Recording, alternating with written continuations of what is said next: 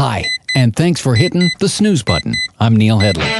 Two quick pieces of business to get to before we get underway this week. First of all, congratulations to Lauren, who's our winner this week of a copy of Roy Parvin's new book, Yoga for the Inflexible Male. Now stay tuned, because at the end of the show, we're going to fill you in on details for this week's giveaway. Second thing, we're going to feature a listener voicemail in the second part of the show. This week, the honor of answering the question fell to Dr. Guy Leschziner.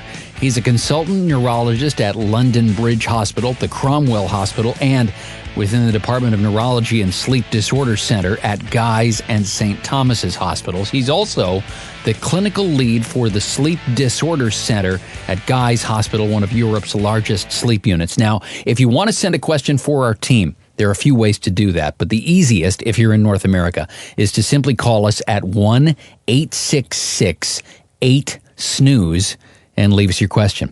It's 1-866-8-SNOOZE. Now, on to this week's special guest. Wendy Troxel is a senior behavioral and social scientist at the RAND Corporation and an adjunct faculty member in psychiatry and psychology at the University of Pittsburgh. She's a licensed clinical psychologist and certified behavioral sleep medicine specialist. She's also internationally recognized for her work on sleep in couples, how sleep affects health and the global economy, and how social environments, including public policy, affect sleep.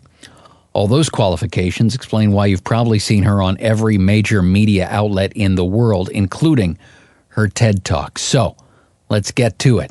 Dr. Wendy Troxel.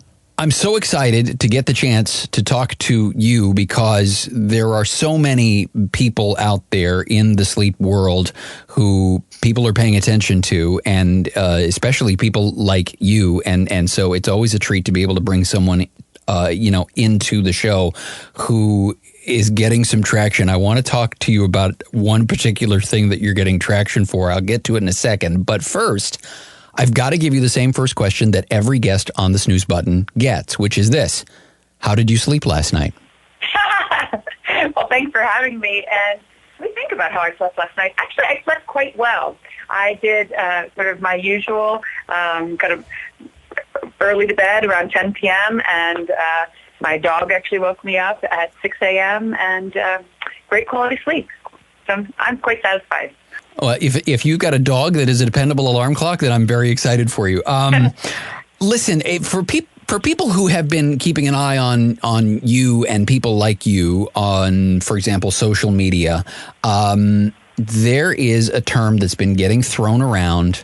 And what's fascinating to me is that the term sleep divorce seems to be getting traction right now, and everybody's talking about it except for you. This is something you've been batting around for ages. It's almost like one of those bands that, a rock band, when they put out their 7th album, somebody calls them an overnight success. Is it frustrating for someone who's been talking about sleep divorces for so long that it's taken this long for the rest of the world to catch up and start talking about it as well?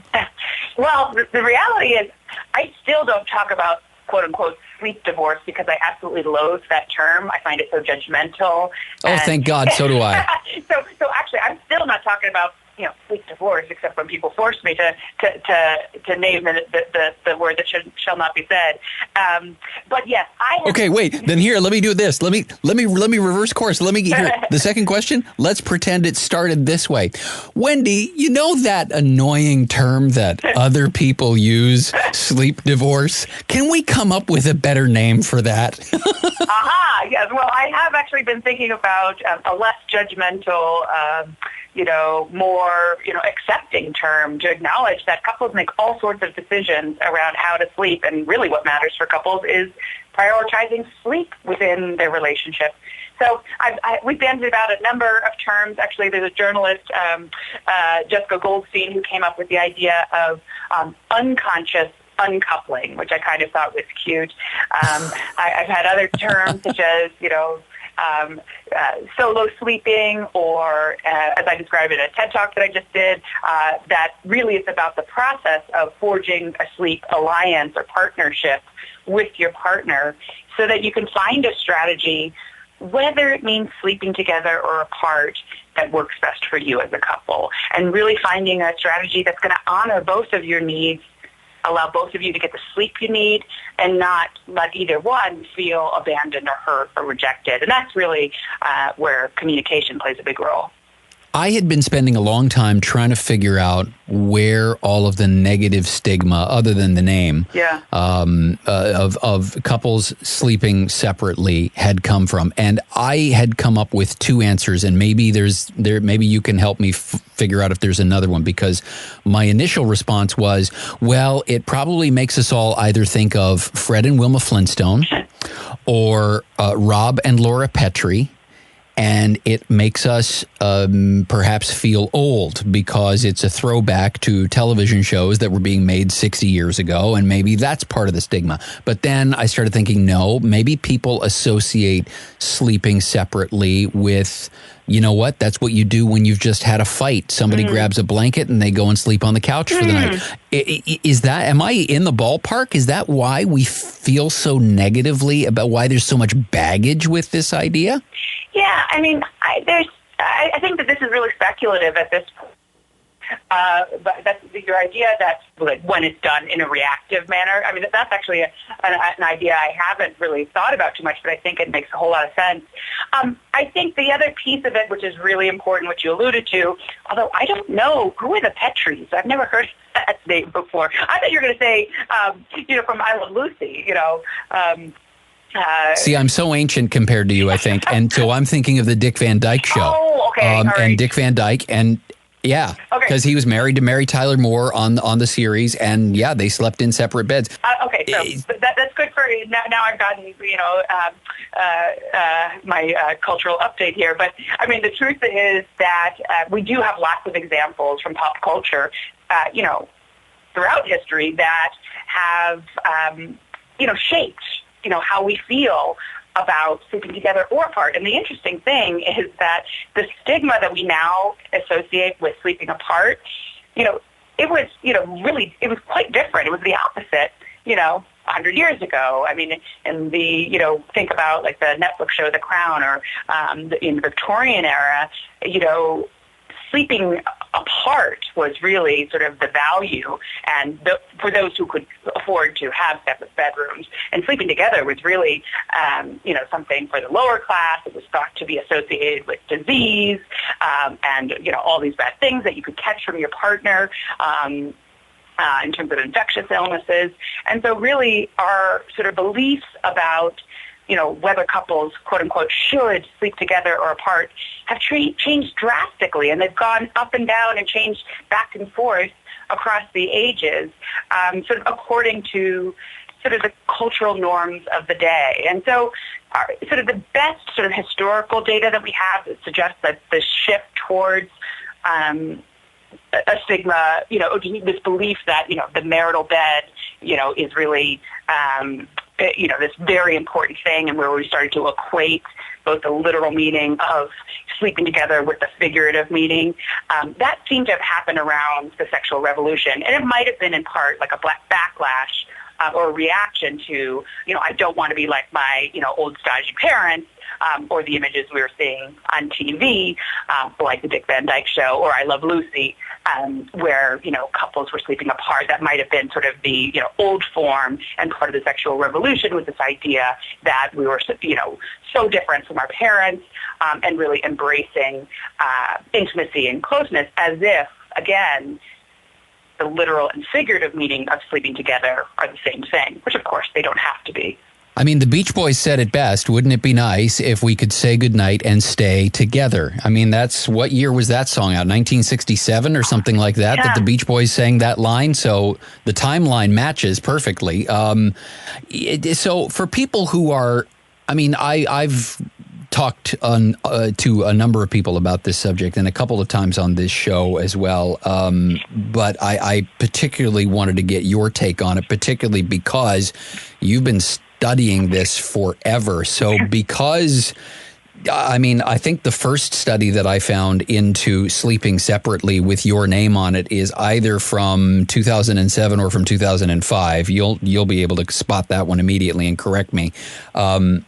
But can you delve into a little bit the science behind why this is a good idea for people who are sitting there thinking, oh, whatever's going on in our sleep, I can handle it, and me and my wife will navigate through it. What's the science tell us? Sure. Well, I mean, just to clarify, I mean, my work, which began, in the early 2000s, after I finished my PhD, I was really interested in kind of why relationships matter for our health.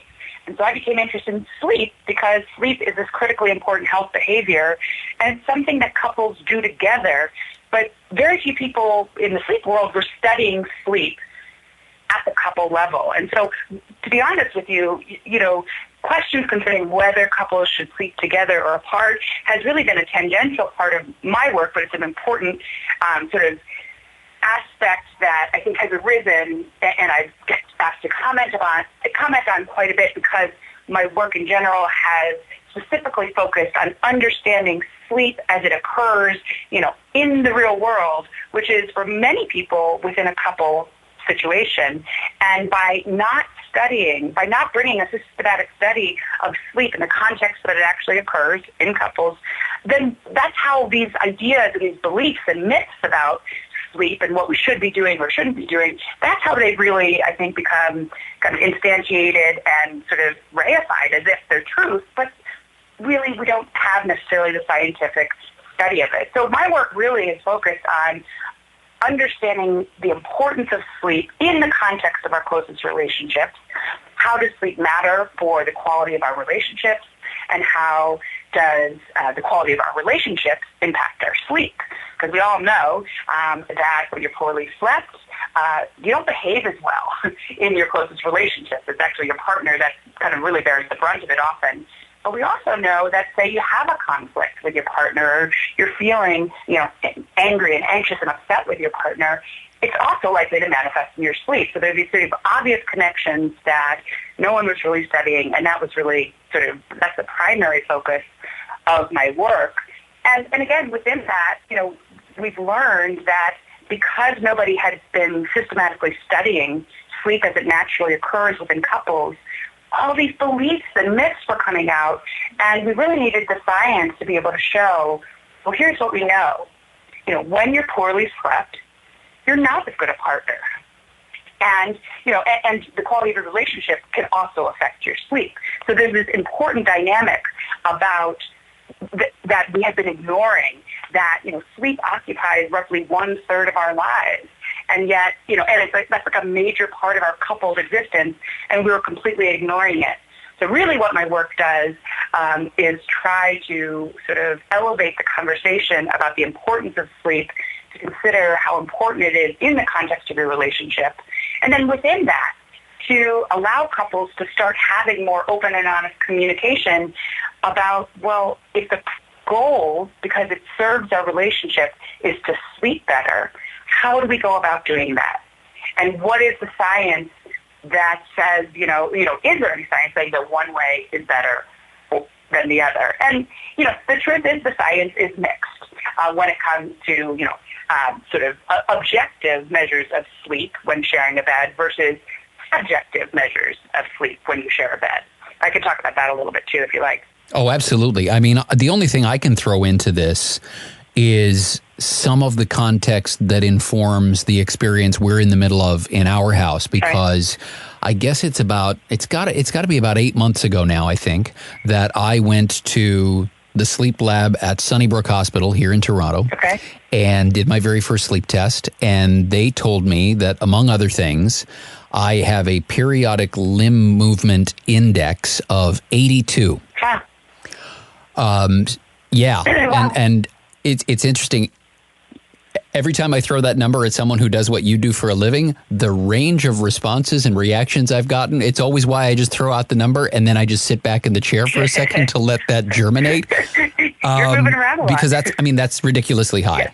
Yeah. You are moving around a lot in life. And for those if this is your first episode of the snooze button, let me translate for you. It means that about every 40 seconds all night long, I kick sometimes quite violently.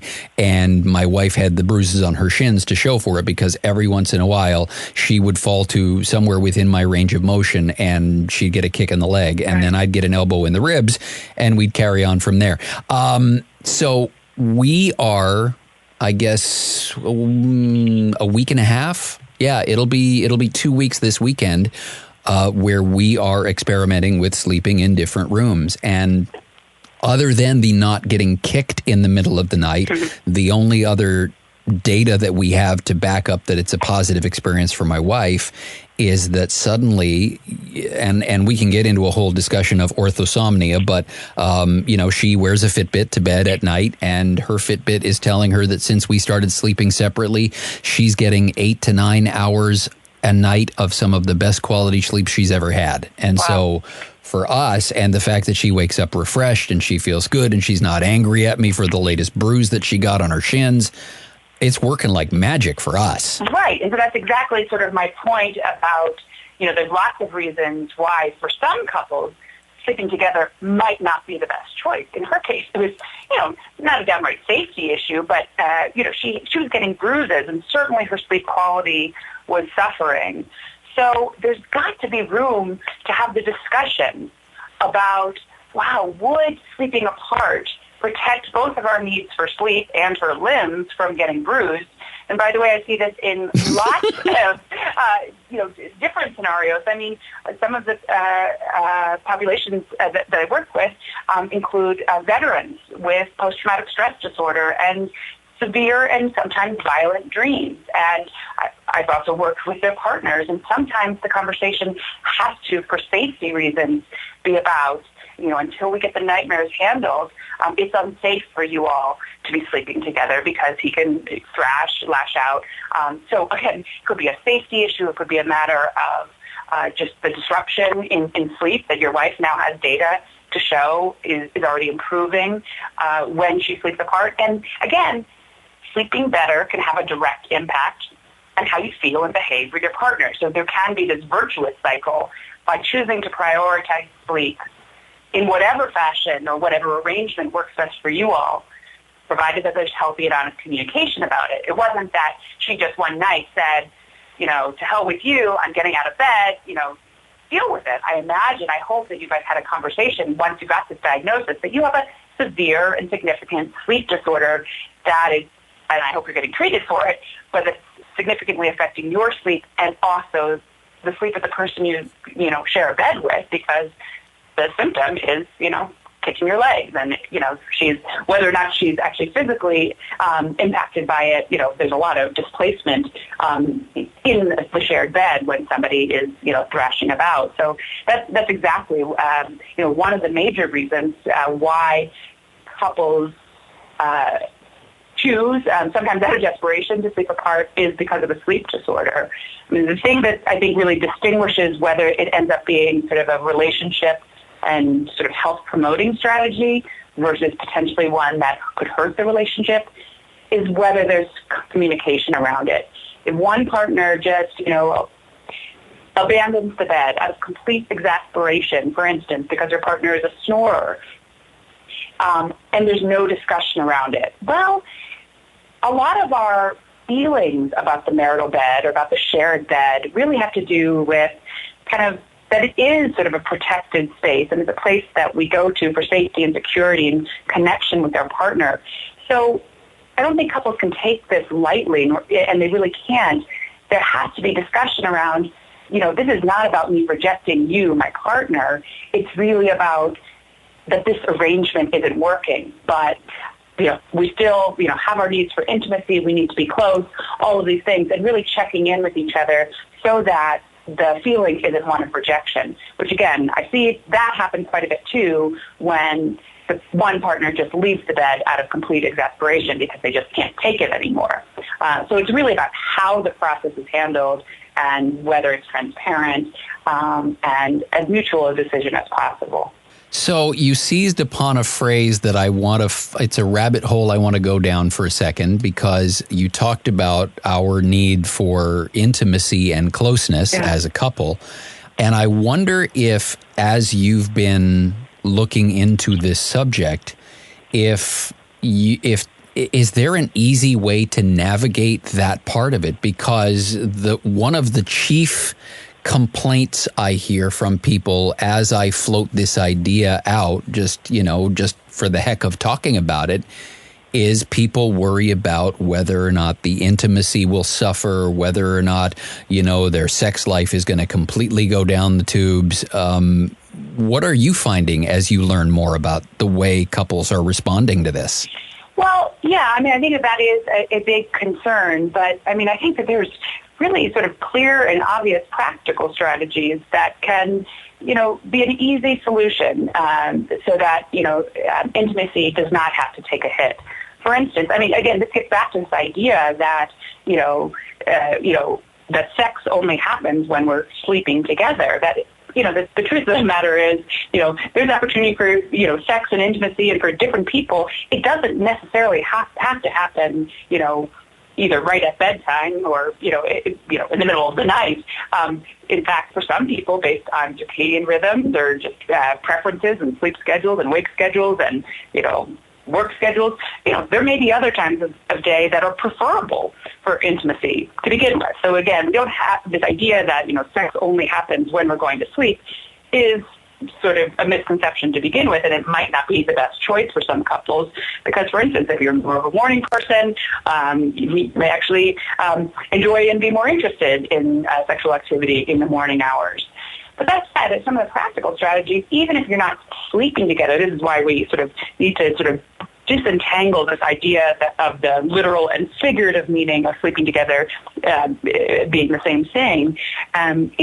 Couples who choose to sleep apart for whatever reason, maybe it's because of a sleep disorder, maybe it's because of different sleep-wake schedules, those circadian rhythms. What some couples do is that they may schedule time for intimacy before the one partner goes to bed or before separating to different rooms. But again, it may be more effortful. It may be more about making it more of a choice and planful, which is not actually a bad thing. But it doesn't mean that simply sleeping apart means that intimacy will take a hit. And actually, to the contrary, what we have a great deal of data on is that, when you're poorly slept, that can definitely take a hit on your sex life because when you're not sleeping well, you have less interest in sexual activity. It affects male sexual hormones and all sorts of other things that we know are directly related to, sex drive and sexual satisfaction. And so once you get past the stigma and the baggage of sleeping separately, you could actually, I think of couples who've been together for a long time, which probably several of the people that are having sleep apnea, for example, or whatever other sleep disorders, those tend to creep up for a lot of people as they get older. And so as they get older and they're developing more sleep issues, are also in the later stages of their relationships, maybe this is a way for them to think about reigniting a spark and bringing the romance back into that part of their relationship, because it's not just an automatic thing where you roll over in bed and there's your partner right next to you. Exactly. And think about the partner of the sleep apneic, and I'm going to call her a female, though I will say that, both men and women can have sleep apnea and be snorers. It's just men are statistically more likely to have some level of sleep disordered breathing. But a woman who has for years and years lied next to a man who, wakes her up, throughout the night with, loud honking, ear crushing snores is not exactly primed for sex, before bed, when she has this conditioned response to, oh my God, here we go again, yet another night of being, tortured by this horrendous sound. Now, again, my first advice is always take your partner to the sleep doctor and try to get diagnosed and treated for the apnea. But furthermore, once the condition is treated, if sleeping apart, I think you're absolutely right. It can sort of break these old cycles of the here we go again, the both of us aren't sleeping well, and it could be actually an opportunity sort of to reignite a sex life. There's a joke in there somewhere about him, snoring all night, then waking her up in the middle of the night for sex, and then 4 minutes later he's snoring again. But I won't even go there. Yes. So I love that. I think the major thing with this, as seems to be the case with so much related to getting better sleep, just seems to be this idea of, because it's all the things that people are resistant to about, for example, sleep hygiene, which I feel like is an overused term, but still a lot of the reasons why people, if you're having a problem with sleep hygiene, get over yourself and just do this and that and the other that you need to do because it will help. And it sounds like for this, that's kind of the same arena. Is this will work better, probably. Just get over yourself and go try it and see what's happening. And I mean, the more, there are celebrities out there. I'm not even B-list. I'm like K-list celebrity, or maybe L or M. But still, if there are people who are in the public eye who will step forward and go, yeah, you know what, we're trying this, and actually it kind of works. Maybe that helps erase some of the stigma and carry some of the baggage away from it. Absolutely. And I want to be clear that, to be honest with you, even though this is often credited to me, I am not actually suggesting or prescribing any particular way for couples to sleep together. That's not my business. It's not your business. It is the couple business. All I am suggesting is that we need to start focusing on that critical third of our lives, sleep, as being not only important for our physical health, our mental health, our functioning, our survival, but also critical for our relationship. So we spend a lot of time and money, we read self-help books on, how do we improve our relationships. We, attend seminars. We watch exhaustive amounts of TV about, healthy couples versus unhealthy couples. But for the most people, we have been largely neglecting to consider the critical third of our lives, which can have a major impact on the quality of our relationship and is a deeply intimate and important behavior that couples at some level have to negotiate together. So what my job is, what sort of I see my role is, again, not being prescriptive about how couples should or shouldn't sleep together, but rather elevating the importance of sleep so people start realizing, wow, not sleeping well isn't only affecting me, it's affecting the quality of my relationships.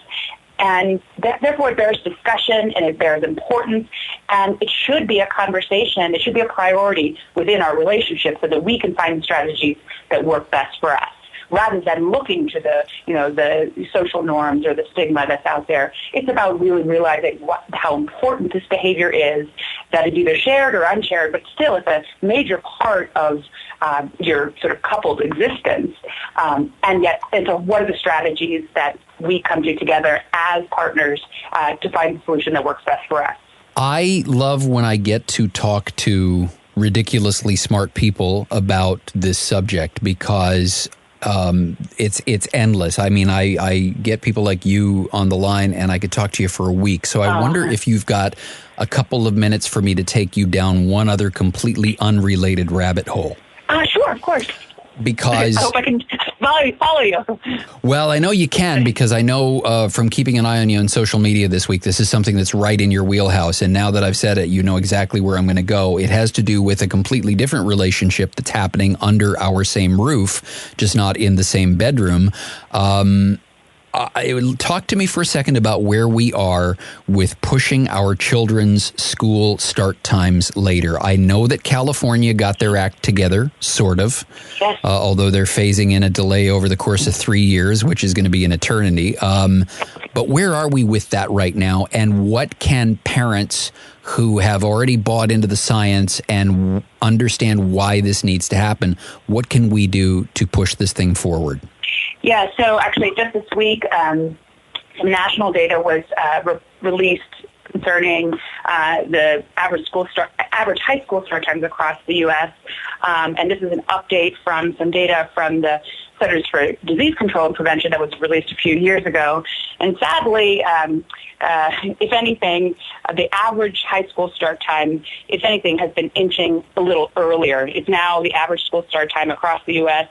Is about 8 a.m. Now, there's certainly some states that are even earlier than 8 a.m. And, when the CDC published their results, the start time was about 8:04 a.m. So not a massive difference, but a difference and going in the wrong direction, despite the fact that major medical organizations like the American Academy of Pediatrics, the American Medical Association, and lots of others have all recommended that middle and high schools start no earlier than 8:30 a.m. because of the robust science showing that, A, adolescents are not getting enough sleep, they are a chronically sleep-deprived population, and because biologically they are predisposed to stay awake later and sleep in later. So they are exactly the population who should not be going to school the earliest, as they are. That said, the movement around delaying school start times and heeding the science is, growing in popularity across the country, and that's exciting to see. As you mentioned, there was the landmark legislation in California, which, as of the year 2022, mandates that middle schools across the state of California will start no earlier than 8 a.m. and high schools will start no earlier than 8:30 a.m., again, consistent with the science. And the fact that there is that delay, yes, I feel bad for the teenagers over the next 3 years, but it is a massive undertaking, and I think that, for schools to figure this one out, because, the science is quite clear. It's the implementation that's challenging. And so I think that the fact that there is this time for school districts to, individually, even though this is a state level mandate, to figure out how are we going to make this work and adjust their schedules and not spring it on families or communities. I think it's actually, it was necessary to have that kind of lag. We're seeing similar changes, including some legislative activities across the country, including in Utah, where they just passed a resolution. It's not a mandate by any means, but it is also a resolution that supports healthy school start times. So it's also interesting. This is not a red state or blue state issue. It's really about the science. And we're seeing it in multiple districts around the country. And so I do quite a bit of speaking around the country about the science of adolescent sleep and how early school start times are harmful to them. And so, I would say it's slow going. Still, the vast majority of schools across the U.S. are inconsistent with best science and medical recommendations, and we are sending our kids to school way too early, and it's harming them. It would be really easy to keep Wendy on the phone for about another hour to talk about the science behind why this works, but I know you've got time stuff going on. So if you're listening right now and you want to learn more about the science, let me make a couple of recommendations. First, go watch Wendy's TED Talk. Second of all, I would direct you to an episode of this show that we did a few months back with Dr. Linnell Schneeberg, who is the director of the sleep clinic at Connecticut Children's Medical Center and also an associate professor at Yale School of Medicine, who that was the first time that subject came up on this show, and it was on the eve of California passing the legislation to change the school times there.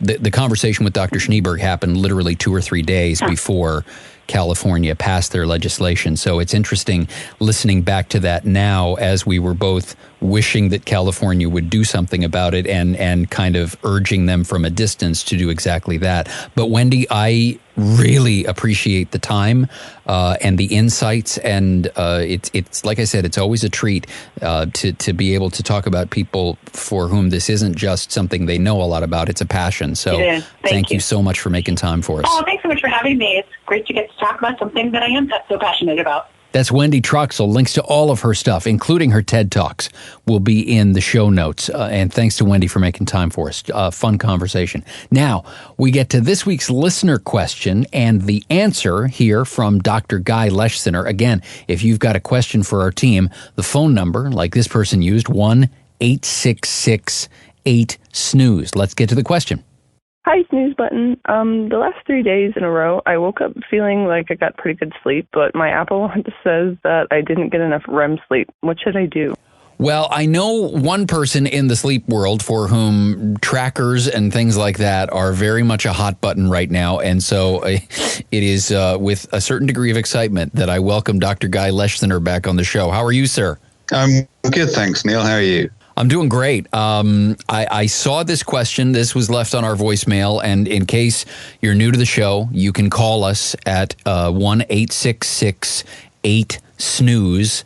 And you can leave a voicemail. And once a week, we're going to grab one of our sleep experts and we're going to throw them a question for the voicemail. So this call comes in and I thought of you immediately because a lot of you in my Twitter feed right now has been you talking about trackers and orthosomnia and all of these things. So I thought Guy is the perfect person to answer this question. Well, I'm not sure whether to be complimented or insulted, but thank you for asking.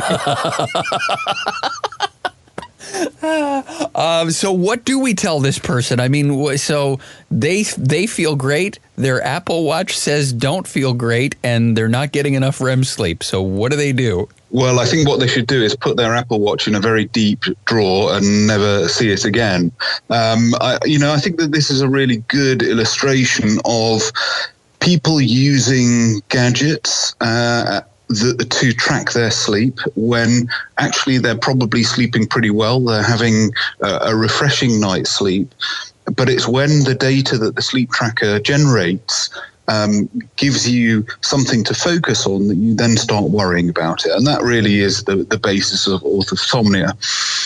I think we know that, generally speaking, trackers are good at telling you when you've got into bed and when you get out of bed. They're reasonably good at telling you how much sleep you've had, although certainly for people with insomnia, if you wake up in the middle of the night, they're less good at identifying brief periods of wake at night. And by and large, sleep trackers are not well validated when it comes to differentiating the different stages of sleep. So the question that this person needs to ask themselves is, why are they using a sleep tracker in the first place? If they're going to bed at roughly the same time and waking up at the same time, and generally waking up feeling refreshed, ready for bed the following day, then actually they're probably getting enough sleep for them. If they are finding it difficult to get off to sleep or stay asleep and feel bad the following day, then they have insomnia. But if they are actually waking up feeling extremely tired despite going to bed at the same time and waking up at the same time and not having difficulty to go to sleep, then it means that they've probably got sleep restriction. They're not giving themselves the opportunity to go off to sleep. I'm not sure that a sleep tracker in particular helps you in any of those scenarios. And so people tend to get obsessed about the data that is generated when the data in itself may be incorrect. So let me give you my own example and tell me if when I went through this, if I was on the wrong track or if perhaps I used the sleep tracker for what it's supposed to be used for. I mean, in my own case, I had, my own perception of my sleep as being lousy. And when I had my first wearable, and we should probably throw in right out of the gate that, yes, the data coming back from them is all flawed in some way. But if you're using a wearable, then at least it might be slightly better at picking up sleep versus wake than that thing that sits beside your pillow if you have one that's on your phone and it's depending on you to thrash about to tell you whether or not you're awake or asleep. But in my case, I had my own perception of my sleep, but then when I got a Fitbit, a wearable sleep tracker, it was telling me that even though I was in bed at 8 o'clock, it wasn't picking up that I was asleep until midnight or 12:30 sometimes. And it was seeing that there was a 3 and 4 hour discrepancy between going to bed and when it thought I was falling asleep. That led me to say, okay, I need to go to a sleep lab. Now, if that's the application, if the data that I'm picking up makes me think I need to go and see a professional, is that a better way of using it, or did I still miss the boat? No, I think that is a better way of using it. But I guess that what I would say is you probably didn't need the fitness tracker in the first place. If you were getting into bed at 8 o'clock and feeling that you were spending 10, 11 hours in bed at night fast asleep, yet you were still waking up feeling completely unrefreshed and shattered, then that in itself should have taken you to a sleep doctor in the first place. I think in that context, a sleep tracker certainly does not have any harmful consequences. One could argue whether or not you needed to shell out hundreds of dollars in order to identify an issue with your sleep. I think the bigger issue is when people are using fallacious data to make assumptions about their sleep, particularly if it's a question of insomnia, because then people tend to get more and more obsessed about the data that their fitness tracker, their sleep tracker is pushing out, and that can actually make the situation worse rather than better. So I'm not saying that a sleep tracker is bad for everyone. I'm saying that it's particularly bad for people who have a tendency towards insomnia. It may provide some useful data for other categories of individuals, but I'm not sure that that data is any more worthwhile than your own experience of sleep. That is an incredibly helpful answer, I'm sure, for all kinds of people, and it's exactly why I knew you were the right person to talk to this week. Guy, thank you for making room for us. I know you're halfway around the world and doing things all over the planet right now, so the fact that you had a few minutes to spare for us tonight is much appreciated. Thank you for taking the time. My pleasure. There you go, Dr. Guy Leschziner, and thanks for the questions. Keep them coming. You can leave your question by voicemail at 1-866-8-SNOOZE. You can send it by email to asktheexperts@thesnoozebutton.com, or you can go to our SpeakPipe page. Wow, that's a lot to say. All the details are at thesnoozebutton.com, including ways you can support the show, either with reviews or a variety of other options. But the easiest thing you can do, if you like what you hear, is to let somebody know about us. Find us on social media. We're on Twitter and Facebook and Instagram, all with the handle Get Your Snooze On. That's also the easiest place to find out about our latest set of giveaways. So you can just head to our website under the link that says Contests. Meantime, thanks for listening. And hey, get some sleep, would you?